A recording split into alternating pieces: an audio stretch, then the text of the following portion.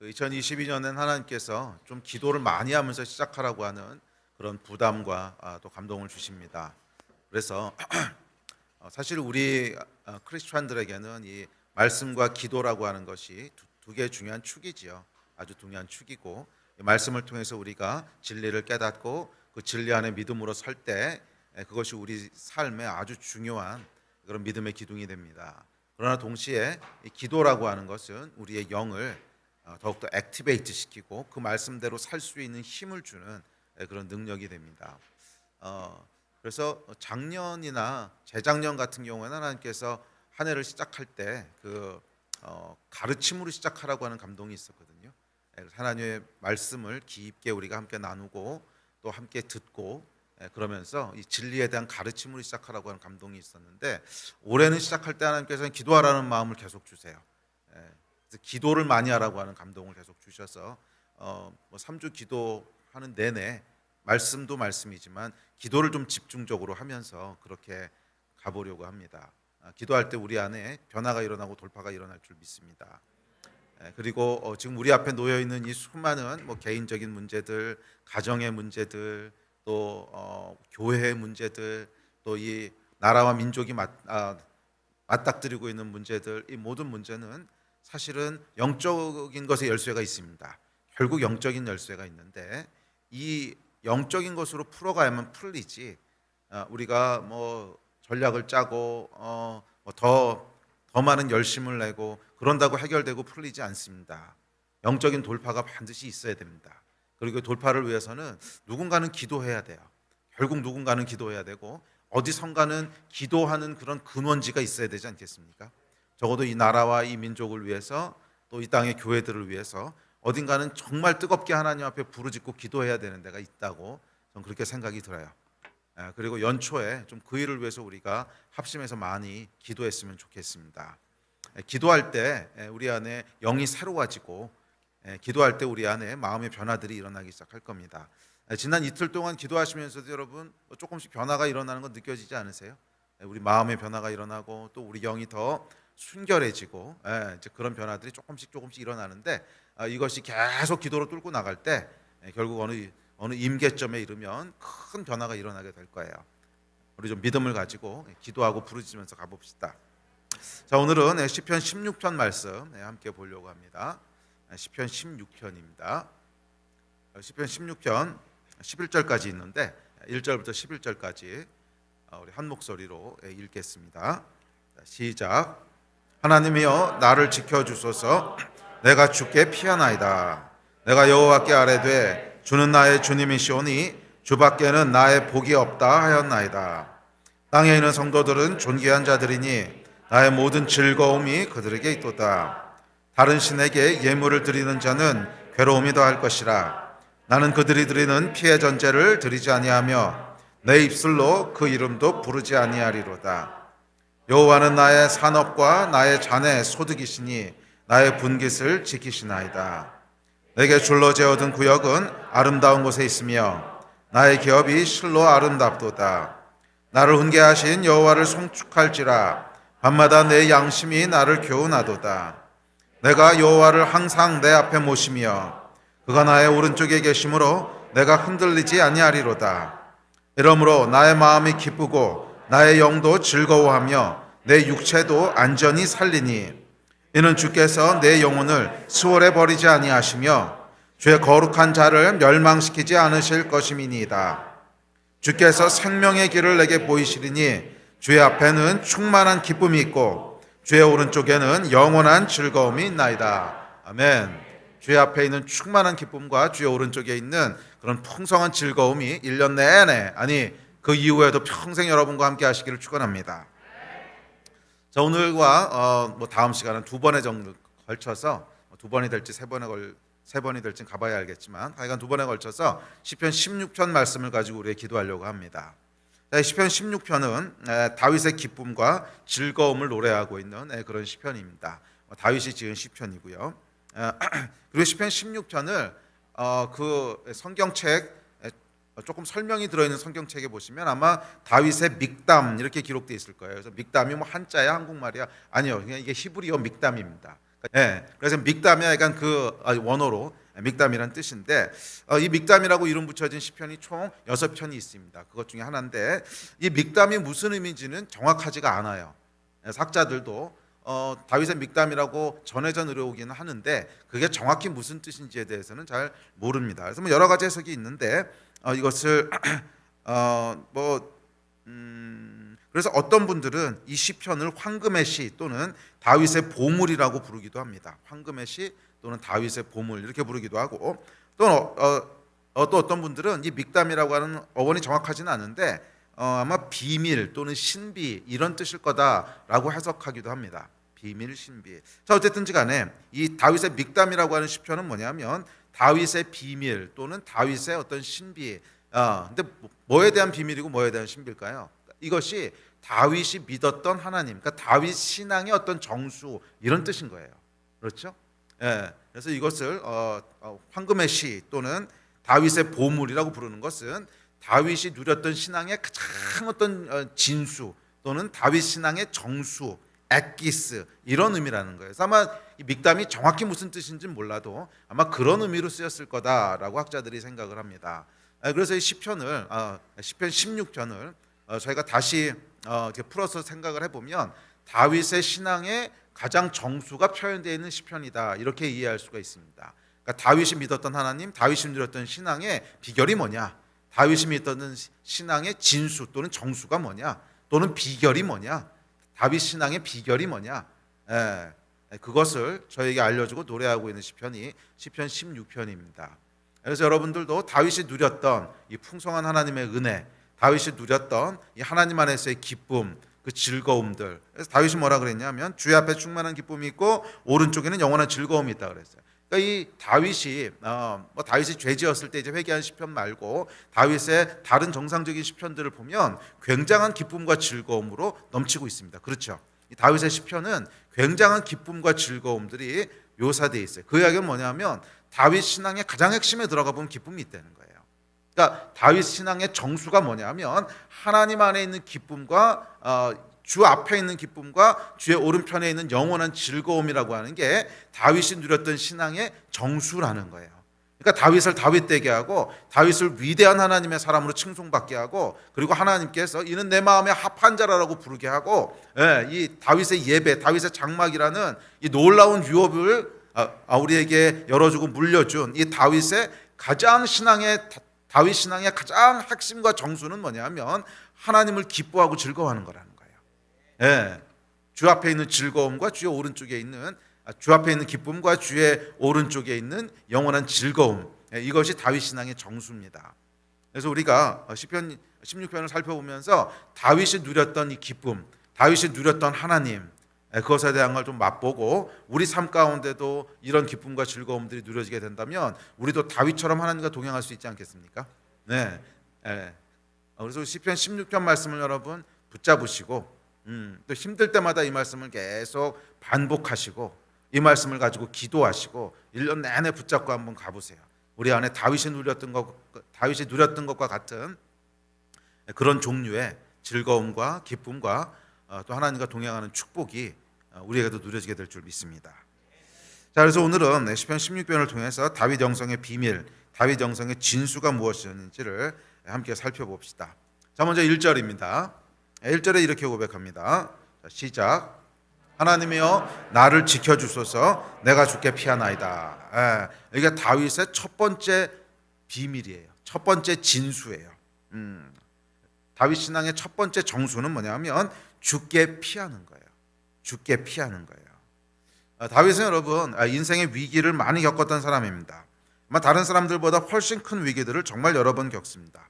죽음의 위기도 수도 없이 겪었고 사울 왕에게 억울하게 십수년을 쫓겨다니기도 합니다. 아내를 뺏기기도 하고 또 말년에는 자식이 일으킨 반란 때문에 큰 어려움을 겪기도 합니다.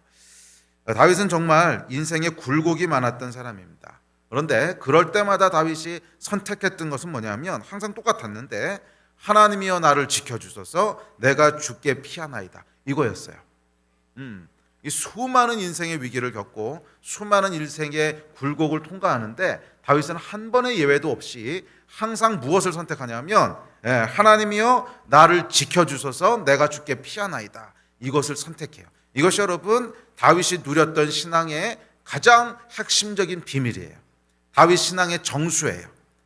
어떤 위기든지 간에, 어떤 어려움이든지 간에, 어떤 핍박이든지 간에, 어떤 억울함, 어떤 원한, 어떤 위기, 하여간 어떤 슬픔과 어떤 위기와 어떤 고난이 와도 다윗은 항상 똑같은 선택을 했는데, 그건 뭐였냐면 하나님이여 나를 지켜주소서 내가 주께 피하나이다. 이것이 다윗의 선택이었고 다윗 영성의 첫 번째 정수였습니다. 여러분, 사람은요 잘 믿는 것 같다가도 위기가 오면 엄한 짓을 해요. 목회하면서 참 많이 봐요. 좀 멀쩡히 하나님 잘 믿는 것 같다가 위기가 오면 하지 말아야 될 선택들을 하는 걸 보게 돼요. 참 안타까워요. 저기서 믿음이 발휘돼야 되는데, 저기서 믿음을 발휘해야 되는데, 그전에는 잘 믿는 것 같고 평상시에는 열심히 신앙생활하는 것 같고 교회도 잘 나오고 예배도 잘 나오고 뭐 셀에서도 굉장히 잘하고 그런 것 같다가 결정적인 순간이 오면 엄한 선택을 하는 사람들이 있어요. 결정적인 사람의 손을 의지하기도 하고 뭐 은행을 기웃거리기도 하고 하여간 아는 인맥을 동원하기도 하고 이것저것 계산하면서 머리를 굴리면서 살 길을 찾아요. 참 안타까워요. 다윗은 그렇게 하지 않았어요. 다윗은 어찌 보면 평상시에는 조금 넘어지고 죄 짓기도 했어요. 그렇잖아요. 밧세바 사건도 있고. 그런데 위기가 오면 항상 정신을 차려요. 이게 다윗의 정말 탁월한 점이에요. 어쩌면 우리하고 다윗의 차이인지도 모르겠어요. 우리는 평상시에는 멀쩡해 보이다가 위기가 오면 엄한 짓을 하는데, 다윗은 평상시에는 좀 건덕거리는 것 같고 실수도 하는 것 같고 잘못하는 것 같은데 결정적인 순간이 오면 하나님을 딱 붙잡아요. 위기의 순간이 오면 다른 걸 찾지 않아요. 이게 여러분 다윗을 다윗되게 했어요. 위기의 순간에 여러분 다른 걸 찾으시면 안 돼요. 위기의 순간에 항상 우리가 돌아가야 될 곳은 하나님께 피합니다. 주여 나를 지켜주소서. 이 선택인 줄 믿습니다. 다윗은 여러분 위기 때마다 동일한 선택을 했는데 그것은 주께 피하는 것이었습니다. 주께서 구원하실 것을 믿음으로 취했습니다. 다른 신을 찾지 않았다고 얘기해요. 그래서 4절에 보면 이렇게 얘기합니다. 4절 읽읍시다. 시작. 다른 신에게 예물을 드리는 자는 괴로움이 더할 것이라. 나는 그들이 드리는 피의 전제를 드리지 아니하며 내 입술로 그 이름도 부르지 아니하리로다. 다윗은요 다른 신을 찾지도 않았고 부르지도 않았다는 거예요. 오늘날 얘기하면 다른 수단을 의지하지도 찾지도 않았다는 거예요. 위기의 때가 오면 오로지 하나님의 이름만 부르고 오로지 하나님께만 피했지 다른 수단을 찾지도 부르지도 않았다는 것입니다. 왜 그랬냐면 다윗이 알았어요. 뭘 알았냐면 그것은 결국 삶의 괴로움만 더할 뿐이라고 한 걸 안 거예요. 다른 신을 찾고 다른 신을 부르는 것, 또 오늘날로 얘기하면 다른 수단을 간구하고 다른 방법을 찾고 머리를 굴리고 무언가 다른 것을 의지하고 하는 것은 해결되는 것 같아 보여도 결국은 뭐예요? 삶의 괴로움만을 더할 뿐이라는 거예요. 다윗은 아주 중요한 진리를 알고 있었습니다. 그것은 여호와 하나님 이외의 신은 오직 괴로움만 더할 뿐이다라고 하는 진리예요. 기쁨은 어디서 와요? 여호와 하나님께만 있다는 거예요. 기쁨을 주시는 원천은 여호와 하나님 한 분이시라는 거예요. 그래서 다른 신은, 다른 방법은 잠깐은 뭔가 해결되는 것처럼 보일 수 있어도 이게 뭐예요? 결국 피 흘리는 길이라는 거예요. 결국 이 다른 방법을 찾는다고 하는 것은 여러분 인간은 죄인이고 타락했기 때문에 내 문제를 해결하려고 내가 뭔가 방법을 동원하잖아요. 그러면 결국 그 대가가 나에게 돌아오든지 아니면 누군가가 손해를 보든지 해야 돼요. 결국 누군가가 피를 흘리게 돼요. 그래서 다윗이 뭐라 그러냐면 내가 다른 신을 찾지 않습니다. 그 피 흘리는 제사에 참여하지 않습니다. 이러잖아요. 그러니까 다른 신을 찾는 것은 결국 누군가는 피 흘려야 되는 길이라는 거예요. 그래서 예수께서는 어떻게 하셨어요? 자신의 피를 쏟으심으로 우리를 구원하신 거예요. 그건 하나님밖에 없으세요. 우리가 우리 스스로를 구원하려고 하잖아요. 예수 그리스도의 피 흘리심이 아니라 우리가 나 스스로를 구원하려고 하고 나의 힘과 나의 인맥과 나의 어떤 꾀와 나의 전략과 은행과 하여간 무엇을 동원하든지 간에 내 힘으로 뭔가를 나의 위기를 구원하려고 하면 결국 어딘가는 피 흘리게 돼요. 이게 타락한 세상의 슬픈 현실이에요. 결국 누군가는 대가를 치러야 내가 지금 겪고 있는 어려움이 해결되는 거예요. 그 대가를 내가 나중에 치르든지, 그러니까 지금 치러야 될 대가를 뒤로 미루는 거죠. 내가 나중에 치르든지 아니면 누군가 딴 사람이 대가를 치르든지. 그래서 다윗이 뭐라 그런 거예요? 나는 그들이 드리는 피의 전제를 드리지 않겠대요. 내 입술로 그의 이름도 부르지 않겠대요. 나는 다른 신에게 드리는 예물을, 다른 신을 찾지 않겠다는 거예요. 다른 신에게 예물을 드리는 자는 괴로움을 더할 뿐이기 때문에 그렇습니다. 괴로움을 더할 뿐이기 때문에 그렇습니다. 자, 이걸 바꿔 말하면 기쁨과 즐거움을 주실 분은 여호와 하나님 한 분이시라는 것입니다. 그리고 이것이 11절의 고백입니다. 그래서 11절 마지막에 다윗이 뭐라고 고백해요? 이렇게 고백합니다. 시작. 주께서 생명의 길을 내게 보이시리니 주의 앞에는 충만한 기쁨이 있고 주의 오른쪽에는 영원한 즐거움이 있나이다. 다른 어떤 신도, 세상의 어떤 것도, 돈도, 은행도, 사람도, 권력도, 지식도, 다른 어떤 신도 영원한 즐거움을 주지 못해요. 그것은 그저 인생의 괴로움을 더할 뿐입니다. 그래서 다윗은 다른 신에게 예물을 드리지 않았고 그 입술로 그 이름도 부르지 않았고 그 피의 제사에 참여하지도 않았어요. 오직 주께서 생명의 길을 우리에게 보여주시는 거예요. 이 생명이라고 하는 것은 기쁨과 소망과 평안과 이 생명. 그래서 이 생명의 길을 보여주시는 분은 주님밖에 없다는 거예요. 주께서 생명의 길을 내게 보이시리니 주의 앞에는 충만한 기쁨이 있고 주의 오른쪽에는 영원한 즐거움이 있나이다. 아멘. 여러분, 이 우리 인생에 괴로움이 있는 것은 바로 이것 때문이에요. 다른 신을 찾기 때문인 거예요. 다른 신을 찾기 때문에 우리 삶에 괴로움이 있는 거예요. 삶의 위기 앞에서 우리는 수많은 다른 신들의 이름을 부릅니다. 이 신도 좋고 저 신도 좋고 하여간 위기에서 나를 건져주는 자가 내 신이에요. 그래서 빌립보서 3장 19절에 보면 그들의 신은 배요 그랬잖아요. 이 배가 이 배를 얘기하는 거거든요. 나를 배부르게 해주면 신이라는 거예요. 이 신이 됐든 저 신이 됐든 관계없이 내 문제를 해결해주면 그 사람이 나의 신이요, 이런 뜻입니다. 빌립보서 3장 19절이죠. 이 신도 좋고 저 신도 좋고 하여간 위기에서 나를 건져주는 자가 내 신입니다. 그래서 우리는 하나님께 피하는 대신 다른 길을 찾습니다. 그리고 이 선택이 우리 삶의 괴로움과 슬픔을 더하는 진짜 이유예요. 사실 오늘 겪고 있는 괴로움이 있고 슬픔이 있다면 우리가 과거에 어느 순간인가 이 선택을 했기 때문에 괴로움과 슬픔이 지금 우리에게 있는 거예요. 괴로움과 슬픔이 들어오는 문들을 열어준 거예요.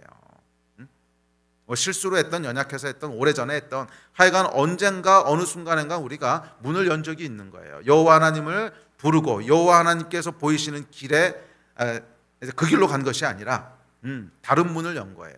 다른 신의 이름을 부르고 다른 신의 이름을 찾고 그랬던 것들이 결국 내 삶 가운데 괴로움을 불러온 거죠.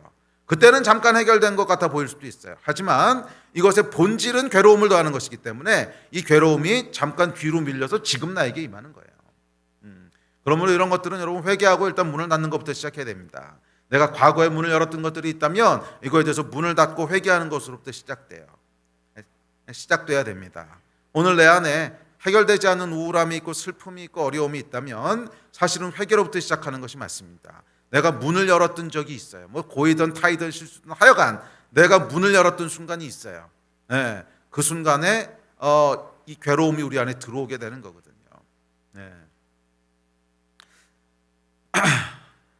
자, 그래서 하여간 다른 신을 찾는 것으로부터 우리 삶 가운데 괴로움이 들어오기 시작합니다. 빌립보서 2장에서 얘기하는 캐노시스라고 하는 이 자기 비움 또는 내려놓음이라고 하는 것은 이에 대한 이야기예요. 우리 안에 다른 신을 찾고 의지하던 것, 하나님 이외에 다른 길을 찾던 것을 비우라는 거예요.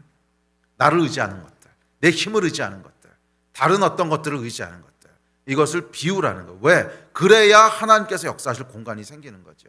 그래서 이 캐노시스, 내려놓음 또는 비움이라고 하는 것은 우리 안에 있는 하나님 이외에 다른 것들을 의지했던 것들, 하나님 이외에 나의 힘이나 나의 어떤 능력이나 아니면 다른 어떤 도구나 대상이나 하여간 이것을 내려놓고 오직 하나님의 이름만 부르라고 하는 것입니다. 오직 하나님의 이름만 부르라고 하는 것이에요. 그게 캐노시스입니다. 교회의 쇠퇴 역시 똑같습니다. 하나님께 피하는 대신 다른 신을 찾고 의지할 때 우리는 기쁨을 뺏기게 됩니다.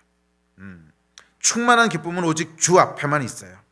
위기 앞에서 오직 믿음으로 잠잠히 하나님의 도우심을 구하는 대신 세상의 힘과 전략을 찾고 의지할 때 그것은 교회를 구원하는 것이 아니라 기쁨을 앗아가고 대신 괴로움을 더합니다. 그리고 기쁨을 빼앗긴 성도가 다다르게 되는 것은 계속 반복적으로 얘기합니다. 율법과 종교예요. 율법과 종교. 이 생명 없는 종교가 결국 교회를 쇠퇴에 이르게 합니다. 다윗은 오직 주께만 피하고 오직 주만을 의지했습니다. 이것이 다윗이 누렸던 영성의 첫 번째 정수예요. 기억하세요, 여러분. 기쁨은 오직 주께만 있습니다. 생명의 길은 오직 주께만 있습니다. 충만한 기쁨은 주 앞에 있고 영원한 즐거움은 주의 오른쪽에 있습니다. 다른 신은 우리에게 괴로움을 더할 뿐이에요. 2022년 한 해가 주 앞에 있는 즐거움, 주 앞에 있는 기쁨을 누리는 한 해가 되기를 주의 이름으로 축원합니다. 그러기 위해서는 주의 이름을 부르십시오. 여호와 하나님의 이름을 부르십시오. 여호와 하나님께 피하십시오. 나의 유일한 소망은 하나님밖에 없습니다. 나의 유일한 힘은 하나님밖에 없습니다. 하나님만이 나의 소망이시고 하나님만이 나의 피난처시고 하나님만이 나의 생명이십니다. 내가 주께로 피합니다. 내가 주께로 피합니다. 내가 주께로 피합니다. 다른 신은 없습니다. 다른 신은 없습니다. 내가 주께로 피합니다. 다른 의지할 것은 없습니다. 세상에 어떤 것도 나를 구원할 수 없고 나의 어떤 힘과 능력도 나를 구원할 수 없고 오직 하나님만이 나를 구원하실 수 있습니다. 여호와여 나를 지켜주십시오. 여호와여 나를 돌봐주십시오. 이 갈망과 이 부르짖음이 2022년 한 해 여러분들의 기도가 되기를 축복합니다. 그럴 때 하나님께서 우리 안에 주께서 주시는 영원한 기쁨과 즐거움으로 충만케 하실 거예요. 우리를 구원하실 줄 믿습니다. 우리 좀 일어나서 기도합시다. 우리 두 가지를 기도하고 싶은데, 첫째는 우리 개인을 나 자신을 위해서 기도하고, 두 번째는 우리 나라와 민족을 위해서 다시 한번 기도합시다. 제목은 똑같습니다. 여호와 하나님을 부르는 한 해가 되게 해주십시오. 여호와의 이름을 부르는 한 해가 되게 해주십시오. 여호와께 부르짖는 한 해가 되게 해주십시오. 다른 신의 이름을 내 입술에 올리지 않게 해주십시오. 다른 신의 이름을 내 입술로 부르지 않게 해주십시오. 오늘날 신이라고 하는 것은 여러분 고대 사회에 있었던 그런 신이 아니라 하나님 이외에 의지하고 부르는 것입니다. 하나님 이외에 의지하고 붙잡는 것입니다. 고대 사회는 오늘날 같이 과학이 발달한 것도 아니고 문명이 발달한 것도 아니고 그러다 보니까 모든 것을 다 신으로 해석을 했죠. 그래서 여호와 또는 다른 신 이렇게 대비를 했지만 오늘날 이 신에 해당하는 것은 내가 의지하고 내가 붙잡는 것들을 얘기합니다. 2022년 한 해 여호와 하나님의 이름만 부르게 해주십시오. 하나님, 제가 2022년 한 해 여호와 하나님의 이름만 부르겠습니다. 다른 신의 이름을 내 입술에 올리지 않겠습니다. 다른 신을 부르지 않겠습니다. 오직 여호와 하나님만을 부릅니다. 오직 여호와 하나님의 이름을 부릅니다. 평안할 때뿐만이 아니라 특별히 위기의 때, 특별히 절망의 때, 특별히 낙심의 때 내가 여호와 하나님의 이름을 부릅니다. 내가 여호와 하나님의 이름을 부르짖습니다. 여호와여 내가 주께 피하나이다. 여호와여 나를 지켜주십시오. 오직 하나님만이 나의 생명이시며 오직 하나님만이 나의 소망이시며 나의 빛이시며 나의 생명이시며 피난처시며 요새시며 나의 하나님이십니다. 나의 하나님이십니다. 여호와여 나를 지켜주십시오. 내가 다른 신의 이름을 부르지 않습니다. 주여, 세 번 부르짖고 합심하여 기도합니다. 주여. 우리 이어서 기도할 때 이 나라와 민족을 특별히 한국 땅의 교회들을 위해서 기도합시다. 하나님, 이 땅의 교회들이 하나님의 이름을 부르는 애가 되게 하여 주십시오. 여호와 하나님의 이름을 송축하는 애가 되게 하여 주십시오. 다른 것에 피하지 말게 하여 주시고 다른 신의 이름을 부르지 말게 하여 주시고 오로지 여호와 하나님의 이름만을 부르게 하여 주십시오.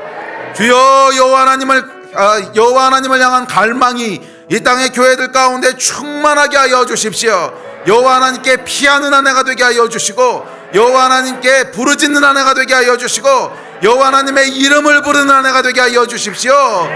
우리 중보하며 기도할 때 이 땅의 교회들을 위해서 기도하겠습니다. 교회들 가운데 여호와 하나님의 이름을 부르는 역사가 있게 하여 주시기를 주여, 세 번 부르짖고 합심하여 중보하며 기도하겠습니다.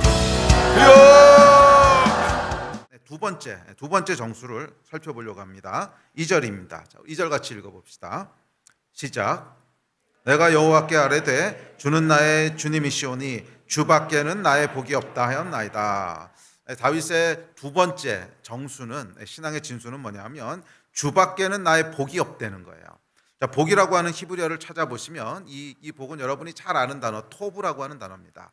토브라고 하는 것은 영어로 굿, 굿에 해당하는 단어, 좋은 것, 선한 것 이런 뜻입니다. 그러니까 주밖에는 나에게 복이 없나이다. 이게 무슨 말이냐면 예수님 말고는 나에게 좋은 것이 없습니다. 이런 뜻이에요. 예, 그 얘기를 조금 더 해석을 해서 말씀드리면 예수님은 나에게 항상 좋은 것을 주시는 분이십니다. 또는 예수님이 주시는, 주님께서 주시는 모든 것은 나에게 좋은 것입니다. 이런 고백이에요. 주님께서 주시는 것은 그것이 어떤 모양이든 어떤 형태든지 간에 항상 토브, 좋은 것입니다. 이게 다윗의 믿음이었다는 거예요. 주님이 주시는 것은 그게 비록 우리 눈으로 볼 때 당장 좋은 것처럼 보이지 않을지라도 항상 나에게 토브, 가장 좋은 것을 주시는 분이십니다. 주님이 주시는 것은 항상 선합니다. 주님이 주시는 것은 항상 복입니다. 네, 그 얘기를 하는 거예요. 그리고 주님께서는 나에게 나쁜 것을 주신 적이 없으십니다. 주님이 주시는 것은 항상 좋은 것입니다 하는 이 얘기를 고백하고 있습니다. 다윗 신앙의 두 번째 비밀은 이거예요. 주님이 주시는 것은 항상 좋은 것입니다 라고 하는 믿음이고 고백이었습니다. 자, 이것에 대해서 구체적으로 6절에 보면 이렇게 얘기합니다. 자, 6절 같이 읽어봅시다. 시작. 내게 줄로 재어준 구역은 아름다운 곳에 있으며 나의 기업이 실로 아름답도다. 다윗은 하나님께서 내게 줄로 재어준 구역, 나의 기업이 실로 아름답다고 고백합니다. 자, 여기 보면 이 기업이라고 하는 히브리어를 찾아보면 나하라라고 하는 단어인데, 이 나하라라고 하는 단어는 토지나 재산 등에 사용되는 단어인데 상속받은 것을 지칭하는 단어예요. 그래서 부모님이 돌아가시거나 부모님이 나에게 유업으로 상속해 주신 것을 이 기업이라고, 나하라라고 부릅니다. 자, 여기서 상속받았다고 하는 것은 무슨 말이냐면 내가 선택한 게 아니란 뜻이에요. 내가 선택한 게 아니라 부모님이 나에게 그냥 주신 거예요. 나의 선택과는 상관없이 주어진 것을 의미합니다. 자, 그런데 하나님께서 우리 인생에 보면 줄로 재어주신 구역, 기업이 있다는 거예요. 내가 선택한 것이 아니라 하나님이 나를 위해서 줄로 재어주신 구역, 그 기업들이 있다는 거예요. 그리고 다윗은 이것을 실로 아름답도다 이렇게 고백을 해요. 하나님이 나에게 줄로 재어주신 것들은 실로 아름답다는 거예요. 자, 줄로 재어주신 구역, 기업, 유업이 뭐가 있습니까? 내가 선택하지 않았지만 나에게 주어진 모든 것들이에요. 예를 들면 인종이라든지 성별이라든지 아니면 부모라든지, 이게 뭐예요? 태어날 때부터 하나님께서 줄로 재어주신 거지요. 내가 선택한 게 아니잖아요. 그냥 나하라. 그러니까 하나님께서 줄로 재어서 나에게 그냥 유업으로 주신 거지 내가 선택한 게 아니란 말이에요. 또 그런 것부터 하나님께서 우리가 살아가는 동안 누리게 하신 것들이 있죠. 재산이라든지 외모라든지 가정이라든지 또는 사역이라든지, 하여간 하나님께서 우리에게 줄로 재어주신 구역들이 있습니다. 이게 네 거야. 내가 너를 위해서 이것을 기획해놨어. 이건 너에게 주려고 내가 줄로 재어준 거야. 이것을 뭐예요? 톱으로 받았다는 거예요. 톱으로. 좋은 것으로, 선한 것으로 받았다는 거예요. 그래서 뭐라 그래? 나의 기업이, 2절 계속 띄워놔 주실래요? 6절. 나의 기업이 뭐예요? 실로 아름답도다. 줄로 재어주신 구역, 여호와께서 나에게 줄로 재어주신 구역이 실로 아름답도다. 이게 다윗이 기쁨을 누렸던 비결이었어요. 오늘날 여러분, 이 어그러진 세대는 하나님이 줄로 재어주신 구역을 아름답게 여기지 않습니다. 남자로 태어난 것을 아름답게 여기지 않아서 여자로 성을 바꾸려고 하고, 여자로 태어난 것이 그렇게 못마땅한지 남자로 성을 전환하려고 하고, 하여간 나에게 줄로 하나님이 재어주신 것을 아름답게 여기지 않아요. 오히려 그것에 불만을 품고 줄로 재어주시 않은 것들을 취하려고 합니다. 대한민국 국민으로 태어나게 하신 것을 아름답게 여기지 않아서 나라와 민족을 저주하기도 하고 부모를 원망하고 환경을 저주하기도 합니다. 주께서 내게 줄로 재어준 구역을 아름답게 여기지 않는 거예요. 그 결과 우리 마음은 기쁨에서 떠나 원망과 고통으로 가득하게 됩니다. 또 어떤 경우에는 줄로 재어준 구역을 넘어가려고 하기도 해요. 나에게 허락하신 것이 아닌데, 여기까지가 네 거야. 딱 하나님이 재어주셨는데 그것 이상을 욕심내기도 합니다. 재물에 있어서 선을 넘어가기도 하고, 또는 사역에 있어서 선을 넘어가기도 합니다. 줄로 재어주신 은사 이상의 것을 발휘하려고도 하고, 줄로 재어주신 누림 이상의 것을 누리려고 하기도 합니다. 하나님께서 줄로 재어주신 것을 아름답다고 생각하지 않고 오히려 부족하다고 생각하는 거죠. 이거 가지고는 부족해, 이건 아름답지 않아. 그래서 뭔가 그것 이상의 것을 자꾸 취하려고 해요. 그러니까 우리 마음에 만족이 없지요. 만족이 없고 불만과 괴로움과 이런 것만 계속 나오게 됩니다. 우리 안에 있는 불만과 짜증과 이런 만족하지 못하는 마음은 여호와께서 내게 줄로 재어 주신 구역, 그 기업에 만족하지 못하는 것에서 오는 것입니다. 다윗이 평생 기쁨을 누렸던 것은 하나님께서 나에게 줄로 재어 주신 구역에 대해서는 실로 아름답게 여긴 거예요. 실로. 근데 이 어그러진 세대는 하나님이 줄로 재어 주신 것을 만족스러워하지 않습니다. 남자가 여자가 되려고 하고 여자가 남자가 되려고 합니다. 선을 자꾸 넘어가는 거죠. 내게 주시지 않은 것들을 자꾸 취하려고 합니다. 우리 마음이 망가지는 이유입니다. 그리고 이 망가진 마음은 슬픔과 어둠만 가득합니다. 다윗은 주께서 줄로 재어주신 구역, 내게 주신 기업을 실로 아름답다 하였습니다. 그래서 하나님이 주신 것을 만족하게 여기고 기뻐했죠. 이게 다윗 신앙의 비결이에요. 또한 다윗은 하나님께서 허락하신 사람들을 즐거워했습니다. 3절입니다. 시작.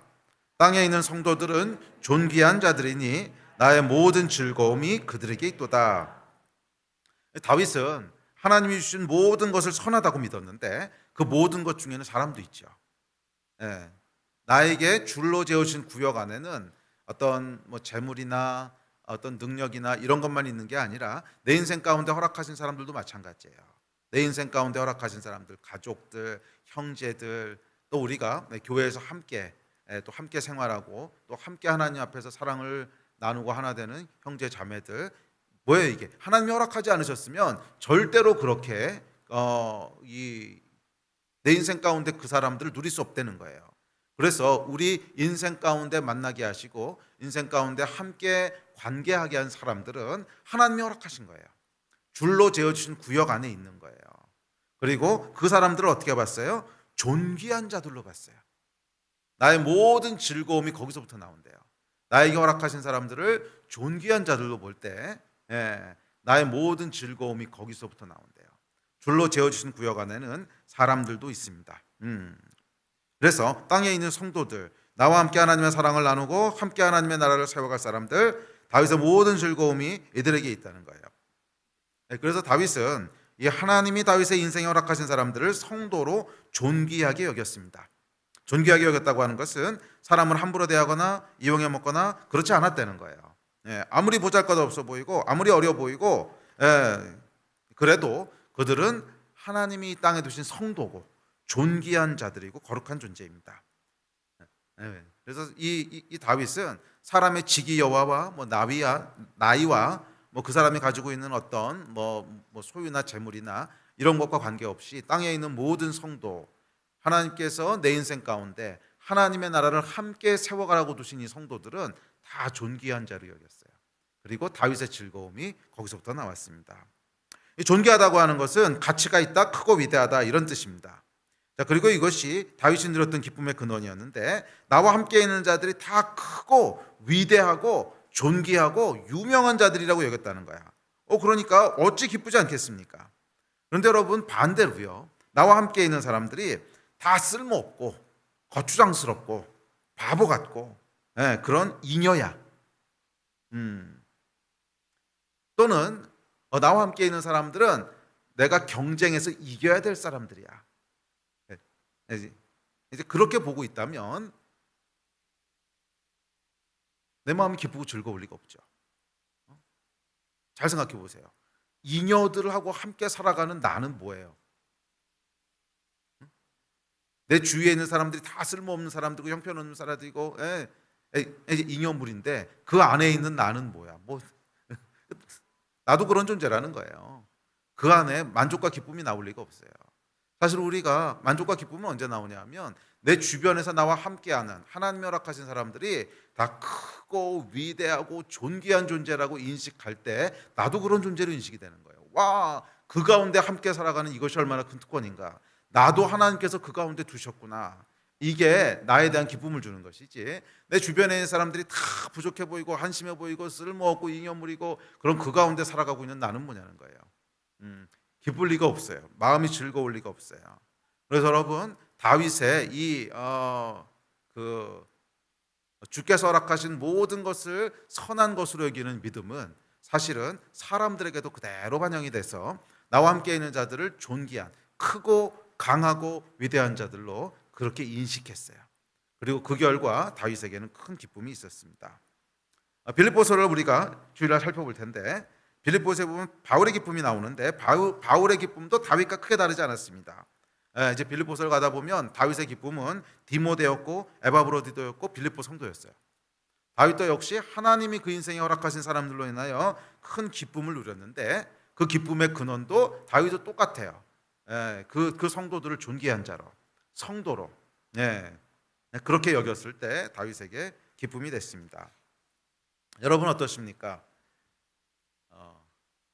줄로 재어주신 하나님의 구역을 여러분은 어떻게 받고 계십니까?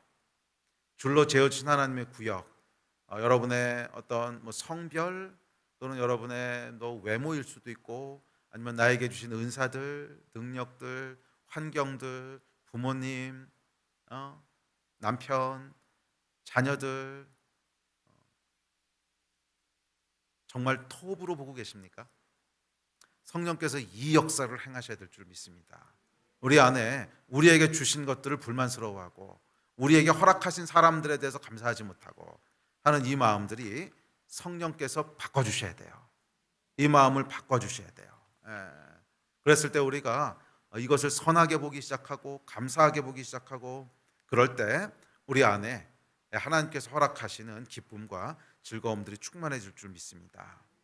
이 일을 위해서 우리 먼저 같이 한번 좀 기도합시다. 우리 자리에서 일어나서 같이 기도할 텐데 지금 기도할 때는 우리 좀 두 가지로 기도 제목을 붙잡고 기도했으면 좋겠는데 하나는 좀 고백하는 기도를 했으면 좋겠어요. 고백하는 기도라고 하는 건 뭐냐면 나에게 줄로 재어주신 구역 하나하나를 감사하다고 좀 고백합시다. 나에게 줄로 재어주신 구역들이 있지요. 나를 낳아준 부모님도 계시고 또 내가 자라던 환경들 어쩌면 여러분들이 지금까지 마음에 안 들어 하셨을 수도 있어요. 그래도 감사라고 하는 건 의지적으로 선택하는 거예요. 의지적으로 선택할 때 성령께서 그 감정을 바꿔주시는 거예요. 성령께서는 우리의 의지를 반해서 역사하지 않으세요. 그래서 비워야 성령이 역사하신다 그랬잖아요. 그래서 우리 안에 있는 그 비움이라고 하는 것은 뭐였냐면 무념무상 아니야. 그건 이제 불교에서 얘기하는 이상한 거고 우리의 의지를 내려놓는 거예요.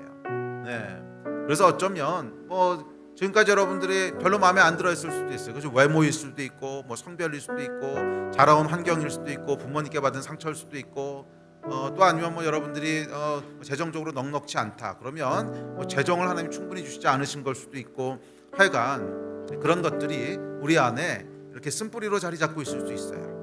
그것에 대해서 좀 믿음으로 고백합시다. 감사합니다. 나에게 이것을 주셔서 감사합니다. 나를 남자로 태어나게 하셔서 감사합니다. 나를 여자로 태어나게 하셔서 감사합니다. 나를 이런 부모님 밑에서 자라게 하셔서 감사합니다. 또 대한민국 국민으로 태어나게 하셔서 감사합니다. 이 감사 여러분 있으세요? 저는 있어요. 저는 절대로 다른 나라 사람으로 태어나고 싶지 않아요. 왜? 나에게 줄로 재어주신 구역이 정말로 아름답거든. 나는 한국 사람으로 태어난 게 너무 좋고요. 너무 자랑스럽고 두 번 태어나도 한국 사람으로 태어나고 싶고 왜? 한국이 좋아서 그런 것도 있지만 하나님이 나에게 줄로 재어주신 구역이거든. 그래서 실로 아름다운 거예요. 한국 사람으로 태어나게 해서 감사하고 그래서 좀 구체적으로 하나씩 고백합시다.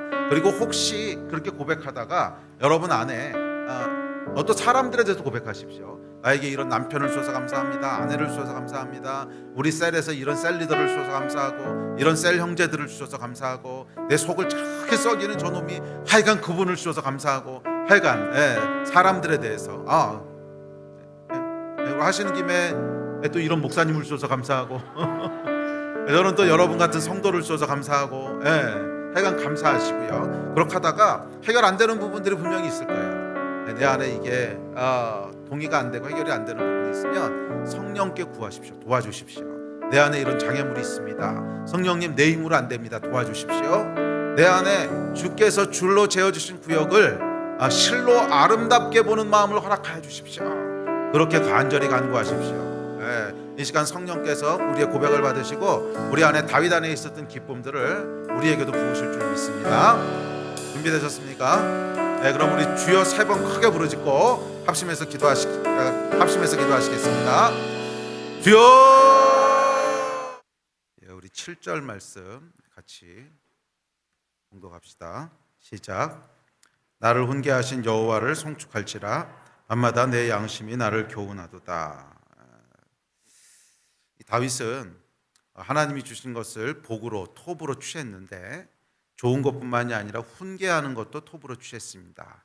그래서 다윗의 마음에 드는 것, 다윗의 보기에 좋은 것뿐만 아니라 하나님께서 다윗에 대해서 질책하시는 것, 잘못했다고 말씀하시는 것, 그런 훈계까지도 톱으로 좋은 것으로 그렇게 취했습니다. 그리고 이 다윗의 태도가 다윗의 삶을 안전하게 보호한 거죠.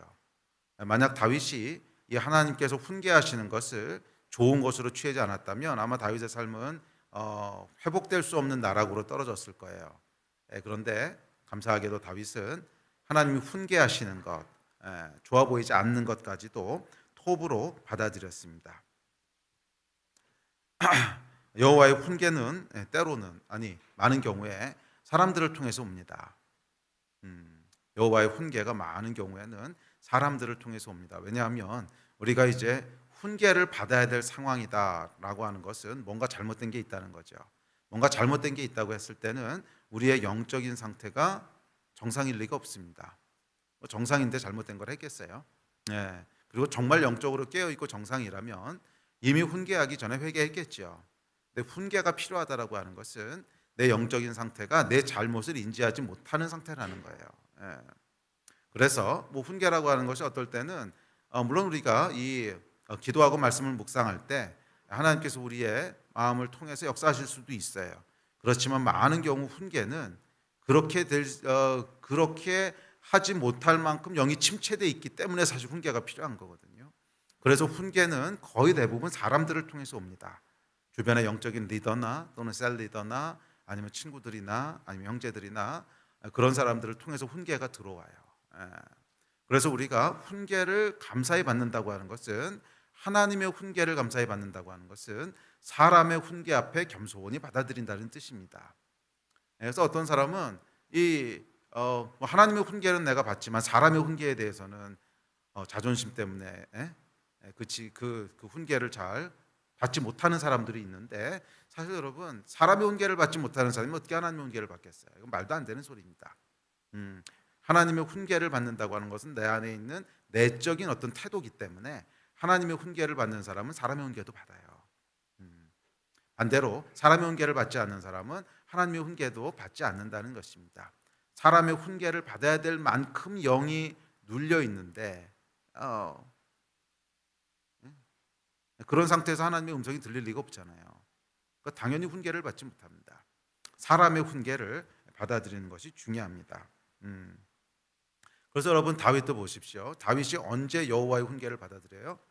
나단 선지자가 와서 얘기했을 때잖아요. 나단 선지자라고 하는 사람이 와서 이야기했을 때 다윗이 그것을 받아들이죠. 이게 여러분 쉬운 일이 아니었습니다. 왕인데 감히 왕 앞에 이 일개 선지자가 나와서 왕이시여 그러고 훈계를 하는데 이거 받아들인다고 하는 것이 참 쉬운 일이 아닙니다. 그런데 다윗은 이 나단을 통해서 훈계하시는 것을 하나님의 훈계로 받았죠. 그랬을 때 다윗이 정말 나락으로 떨어질 수 있었던 위기에서 구원을 받게 됩니다. 다윗 신앙의 아주 중요한 정수는 훈계를 감사히 받았다는 거예요. 사람의 훈계를 감사히 받았다는 거예요. 저와 여러분도 사람의 훈계를 감사히 받는 이 다윗의 믿음을 우리가 취할 때 보호받을 수가 있어요. 그런데 이 훈계를 취하지 않으면 보호받지 못해요. 그래서 좋을 땐 좋지만 위기가 한번 찾아오면 보호받지 못하고 그냥 넘어져서 끝까지 떨어져 나가게 됩니다. 또한 이 훈계를 받아들일 때 뭐예요? 우리의 양심이 나를 교훈하도다. 우리의 양심이 정상적으로 작동하기 시작하는 거예요. 사실 사람의 훈계를 받아들여서 무릎을 꿇었을 때 비로소 우리 양심이 정상적으로 작동되면서 하나님의 음성이 들려요. 그거 회개해야 되는 거야. 이 하나님의 음성이 비로소 들리기 시작합니다. 이 은혜가 있게 되기를 주의 이름으로 축복합니다. 자, 이렇듯 다윗 신앙의 두 번째 비결은 여호와께서 주신 모든 것을 좋은 것으로 톱으로 취하는 것입니다. 줄로 재어주신 삶의 모든 구역, 내게 허락하신 모든 사람, 그리고 훈계와 징계까지도 다 좋은 것으로 톱으로 그렇게 받았습니다. 그리고 이것이 다윗의 삶을 기쁨으로 충만하게 했다고 다윗이 고백합니다. 자, 5절 같이 읽겠습니다. 시작. 여호와는 나의 산업과 나의 잔의 소득이시니 나의 분깃을 지키시나이다. 다윗은 여호와를 산업으로, 여호와를 잔의 소득으로 고백했고 그 결과 여호와께서는 다윗의 분깃을 지키셨습니다. 자, 여기서 이 산업이라고 하는 말은 이 원어에도 그렇고 또 영어로 보면 inheritance, 즉 유업이란 뜻이에요. 네. 자, 부모로부터 물려받은 또는 할당받은 나의 몫이라는 뜻입니다. 세상에 태어나서 나에게 주어진 모든 것, 이것을 의미하죠. 그리고 잔이라고 하는 것은 뭐냐 하면 그 인생 자체를 의미합니다. 그래서 내 인생 가운데 내 잔에 하나님께서 좋은 것들을 채우신다는 거예요. 내 잔에 넘치도록 채우신다는 거예요.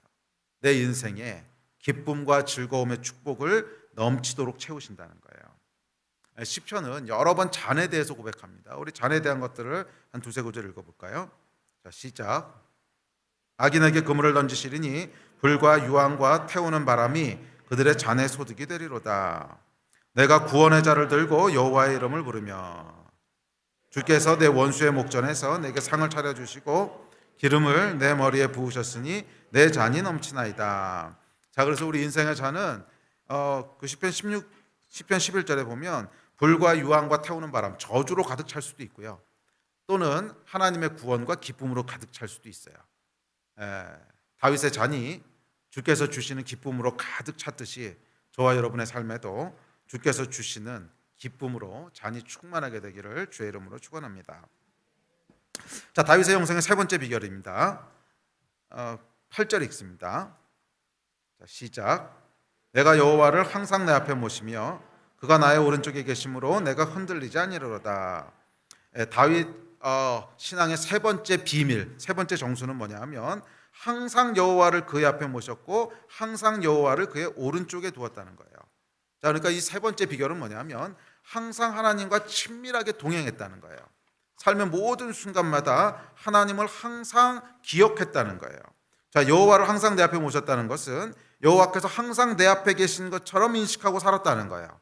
그래서 말 한마디를 할 때도 여호와께서 내 앞에 계신 것처럼, 음식을 먹을 때도 마치 여호와께서 내 앞에 계신 것처럼, 사람을 만날 때에도 사람과 대화할 때에도 항상 여호와께서 지금 내 앞에 계신 것처럼 살았다는 거예요. 이게 여호와를 내 앞에 모셨다는 거죠.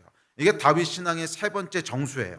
항상 여호와가 지금 내 앞에 있는 것처럼 살았다는 거예요. 비록 눈에 보이지 않아도 지금 여호와께서 내 앞에 계셔. 그래서 함부로 행동하지 않고 함부로 말하지 않았어요. 항상 여호와께서 내 앞에 계신 것을 알았어요. 이것이 여러분 다윗 신앙의 세 번째 정수입니다. 저와 여러분의 삶 가운데도 다윗의 기쁨을 누리기 원하신다면 항상 여호와가 내 앞에 계신 것처럼 사시기를, 주를 내 앞에 모시고 그렇게 사시기를 축복합니다. 또한 여호와께서 나의 오른쪽에 계신다고 고백하는데 이야기는 뭐냐 하면 길을 갈 때 나와 동행하시는 분으로 인식한다는 거예요. 나의 오른쪽에, 이건 뭐예요? 나와 함께 지금 걸어가고 계시다는 거죠. 나의 앞에라고 하는 것은 여호와께서 지금 여기 계시다고 하는 임재를 인식하는 거라면 나의 오른쪽에 계시다고 하는 것은 나와 함께 지금 걷고 계신다는 뜻입니다. 나와 동행하시는 분이세요. 나와 나란히 걸어가는 분이세요. 이게 나의 오른쪽에 계신 분의 의미입니다. 내가 전쟁에 나갈 때도 나와 나란히 동행하시고 내가 출퇴근할 때도 나와 나란히 걸어가십니다. 내가 수술대 위에 누울 때에도 나와 나란히 누워 계시고 내가 떨리는 마음으로 시험장에 들어갈 때도 나와 나란히 함께 하십니다. 내가 사망의 음침한 골짜기를 지날 때에도 나의 오른쪽에서 동행하시고 내가 황량한 광야를 통과할 때에도 나의 오른편에 동행하십니다. 이게 여러분 다윗의 신앙이었어요. 다윗 신앙의 세 번째 정수는 하나님께서 친밀하게 함께하는 것이에요. 그래서 일주일에 한 번 교회 갈 때만 하나님을 인식하고 교회 갈 때만 하나님을 생각하는 것이 아니라 매일 순간마다, 날마다 숨쉬는 순간마다, 모든 호흡마다 항상 하나님이 나와 함께 계시고 나와 함께 동행하시는 것을 믿고 느끼며 살아간 거예요. 이게 여러분 다윗 신앙의 세 번째 정수입니다. 자, 그 결과 어떻게 된대요? 삶이 흔들리지 않았다는 거예요. 내가 흔들리지 아니하리로다. 삶이 흔들리지 않았다고 고백합니다. 다윗은 어떤 경우에도 당황하거나 흔들리지 않았다는 거예요. 사울에 쫓길 때도, 또 아내와 가족들이 적군에게 잡혀갔을 때도, 부하들이 요동하여 다윗을 죽이려 할 때에도, 머리 둘 곳 없이 광야를 떠돌 때에도, 그리고 아들 압살롬이 자신을 죽이려고 반란을 일으켰을 때도 한 번도 흔들리지 않았어요. 한 번도. 왜냐하면 그때마다 오른쪽을 돌아봤거든. 그때마다 오른쪽을 돌아봤거든. 오른쪽을 돌아봤을 때 그곳에는 항상 한결같이 하나님이 계세요. 내가 오른쪽을 돌아볼 때마다 항상 거기 계신 분이 계신데 그분이 하나님이세요.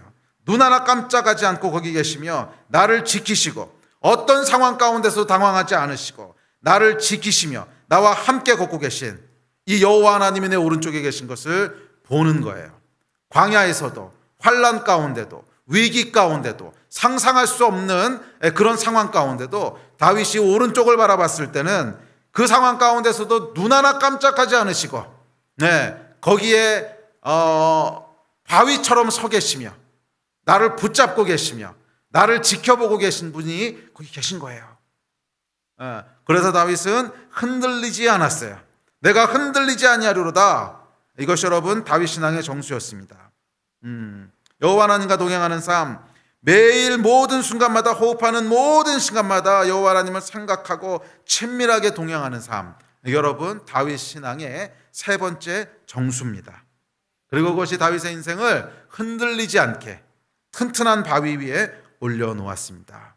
그리고 저와 여러분의 인생도 하나님께서 그렇게 지키실 것입니다.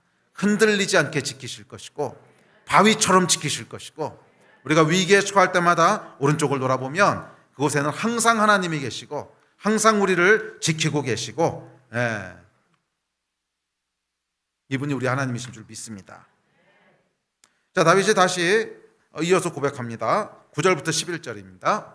9절부터 11절 읽습니다. 시작. 이러므로 나의 마음이 기쁘고 나의 영도 즐거워하며 내 육체도 안전히 살리니 이는 주께서 내 영혼을 수월에 버리지 아니하시며 주의 거룩한 자를 멸망시키지 않으실 것임이니이다. 주께서 생명의 길을 내게 보이시리니 주의 앞에는 충만한 기쁨이 있고 주의 오른쪽에는 영원한 즐거움이 있나이다. 할렐루야. 이러므로 이렇게 얘기하죠. 이러므로 이게 무슨 말이에요? 이 앞에서 했던 다윗의 모든 고백이 포함된 거죠. 이러므로 내가 주께 피함으로, 이러므로 내가 주께서 주신 모든 것을 선한 것으로 여김으로, 이러므로 내가 모든 성도들을 존귀하게 여김으로, 이러므로 내가 주를 내 앞에 모시며 내 오른쪽에 주께서 내 오른편에 계신 것을 고백하는 주님과 친밀하게 동행함으로, 이러므로 뭐라는 거예요? 나의 마음이 기쁘고 나의 영도 즐겁고 내 육체도 안전하리니 영과 혼과 육이 모두 기쁨과 즐거움과 평안을 누렸다는 것입니다. 다윗은 그의 마음에 기쁨이 가득했고 그의 영도 즐거움으로 충만했고 육체는 평안과 안식을 누렸습니다. 이 다윗의 인생은 앞서 얘기했듯이 결코 평탄하지 않았어요. 굉장히 굴곡이 많은 인생이었는데 보통 사람들보다도 훨씬 더 힘들고 어려운 인생이었는데 놀랍게도 이 광풍 속에서도 정말 다윗의 인생을 여러분 읽어보면 정말 광풍이에요. 야, 인생이 참 정말 어떻게 이렇게 살았을까? 참 그런 인생인데 그럼에도 불구하고 다윗이 뭐라고 고백하냐 하면 나의 마음이 평안하고 나의 영이 기쁨을 누리고 나의 육체도 평안하대요. 영과 혼과 육이 우리 하나님 안에서 완전한 평강을 누렸습니다. 어떻게? 주께 피함으로, 주와 동행함으로, 주께서 주신 모든 것을 감사하고 좋은 것으로 여김으로. 이것이 여러분 다윗 신앙의 정수인 줄 믿습니다. 자, 이어지는 10절에서 이렇게 고백합니다. 자, 10절 다시 한번 읽읍시다. 시작. 이는 주께서 내 영혼을 수월해 버리지 아니하시며 주의 거룩한 자를 멸망시키지 않으실 것입니다. 자, 이 수월해 버리지 않는다는 말은 뭐냐면 이 수월이라고 하는 것은 지옥이라는 뜻이죠. 영혼을 수월해 버리지 않으신다는 것은 내적인 생명력을 얘기합니다. 우리의 영혼이 수월에 던져지지 않는다는 거예요. 그 얘기는 우리 영혼이 생명을 잃지 않는다는 거예요. 우리 영혼이 소망을 잃지 않고 우리 영혼이 기쁨을 잃지 않고 우리 영혼이 평안을 잃지 않는다는 거예요. 여호와께서는 우리를 멸망시키는 데 두지 않으세요. 우리를 결코 멸망하도록 내버려 두지 않으시고 우리를 구원하십니다. 우리의 영혼을 결코 수월해 버리지 않으십니다. 어둠 속에서도 또 사망의 음침한 골짜기에서도 환난 속에서도 폭풍 한가운데서도 하나님의 백성의 영혼을 수월해 버리지 아니하세요. 그래서 하나님께서는 주의 백성들의 영혼을 빛 가운데 거하게 하시고 기쁨과 즐거움 가운데 거하게 하십니다. 다윗의 인생이 그것을 우리에게 전해주고 있죠. 2022년 한 해를 살아가는 동안에 우리 인생 가운데 어떤 일이 있을지 우리 아직 모르죠. 평탄할 수도 있고 아니면 광야 한가운데를 걸어갈 수도 있고 폭풍이 휘말아칠 수도 있습니다. 사람의 인생이라고 하는 건 모르는 거죠.